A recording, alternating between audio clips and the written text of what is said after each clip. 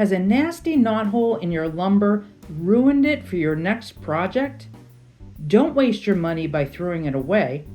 I'm going to show you a simple way not only to fix it, but to add to the beauty of your wood. Hi, it's Dale from Elephant Memories. In today's video, I'm going to show you how to do a quick wood prep, as well as to fill in and stabilize this wood. First, I'll start by trimming my wood with some organic shapes for my cocktail boards. This piece has a knothole that goes all the way through. I'm going to start prepping the board by sanding the surface smooth with 180 grit paper. Next, I like to really soften the edges and give them a more natural look by rounding over the sharp edges. I prefer sanding over a router as it's more imperfect, which adds character to the board. It is important to have a clean, dust-free surface. The easiest way to do this is with a few blasts with an air compressor. You could also use a can of compressed air, or even just blow the dust away using a straw. Sealing the grains is one of the most important steps.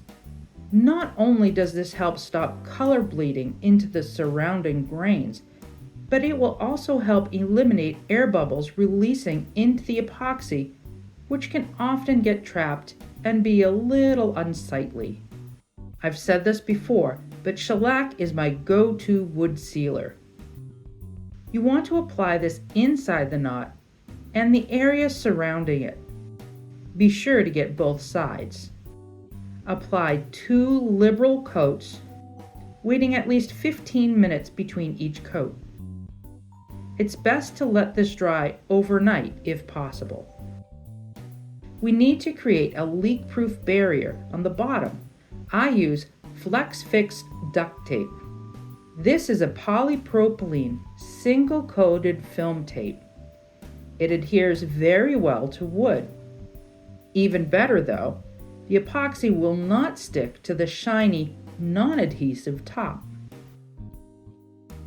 Take a small piece that is about a ½ inch larger than your knothole.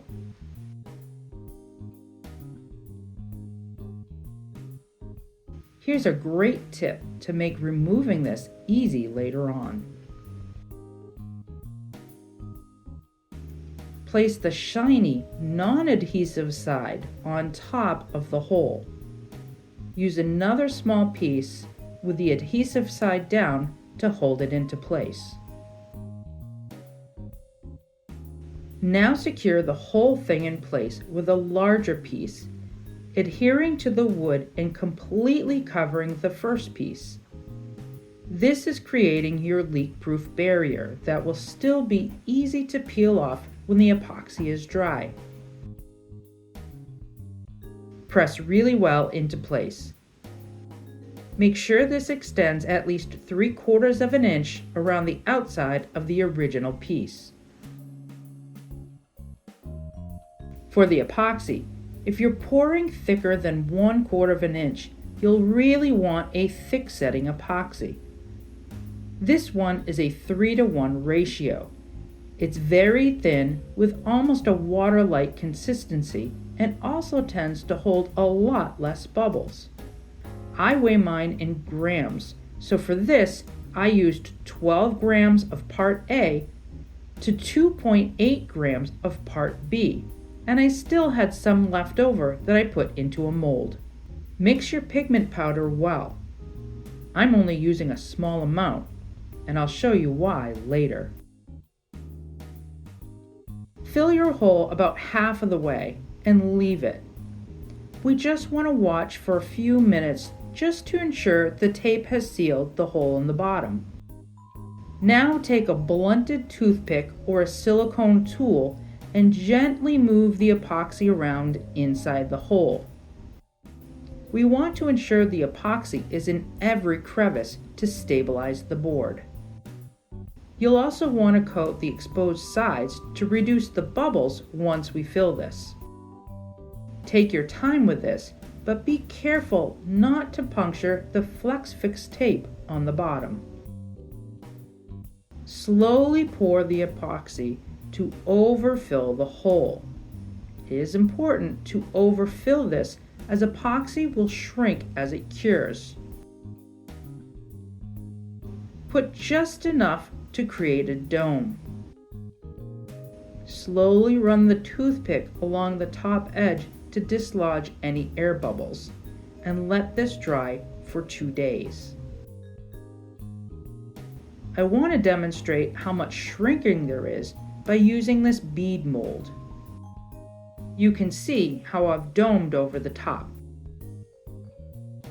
This is set for 2 days. Notice the bead domes are now concave. If you pour flat to the surface, then you'll have to run your board through the planer. By doming it over, you'll only have to sand it flat. You should be able to peel the Flex Fix off the back. If you're having some problems, just gently heat it with a heat gun. That sealed perfectly, so it's time to sand. I start with 80 grit just to get the excess off. You don't want to oversand with this grit. Instead, change to 180 and smooth all the surfaces. Then do one more sanding with 220 grit to finish it up. Clean your board well with isopropyl alcohol. This will dry very fast. Finally, add an all-natural cutting board finish to preserve and protect your wood. I use a 2-step system with a wood hydrator first, then a wax-based all-in-one conditioner to finish. Remember when I said I was light on the pigment that I added to the epoxy, and I did this for a reason? Well, if this was going to be a table, you could add lights beneath it for a super cool effect. And here is my little cocktail serving tray. This is a great way to use your naughty wood. Thanks for watching, and don't forget to subscribe. We'll see you next time.